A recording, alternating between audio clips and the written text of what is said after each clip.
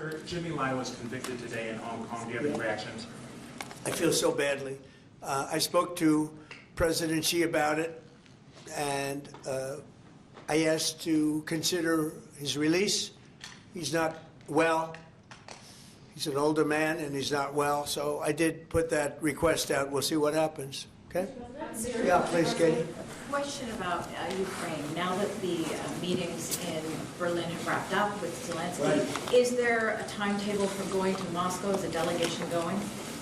Well, I think that the delegation is largely there right now, actually. They're in Europe, and they met with those people that I called out before, the various countries, plus some others. They want to see it end, Katie. They want to see it end. They all, I want to see it end. They want to see it end. I actually think that President Putin wants to see it end. You know, I've had good talks. We've had good talks with Russia, and I think they'd like to get back to a more normal way of life. And Mr. President, follow up there. An Article 5-like deal seems to be emerging without NATO membership for Ukraine.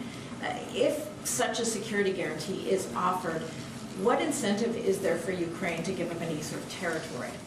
Well, look, you have, well, they've already lost the territory, you know, to be honest. I mean, the territory is lost.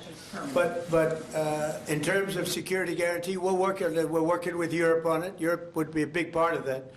And we're working on the security guarantee so the war doesn't start up again. We don't want to have a war start up again. You know, as I said, with Thailand and Cambodia, two people I get along with great.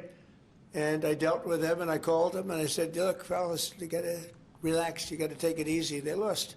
You know, they started the war again. I got it ended. And things like that are going to happen, war. There's nothing pretty about war, nothing good, and there's nothing you can do to predict what's going to happen. But I think we've made a lot of progress with respect to Russia and Ukraine, I hope. You know, last month, it was close to 27,000 soldiers were killed, mostly soldiers, but 27,000 people, but mostly soldiers were killed last month in Russia versus Ukraine. Is there a time limit on security guarantees? Well, there's no time limit. The time limit is whenever we get it done. I mean, we're going to try to get it done. We're making progress. It's more difficult than anybody could have thought. I would have said that half of the wars that I got settled, some were going for over 30 years, that half of them should have been more difficult, and they actually haven't been.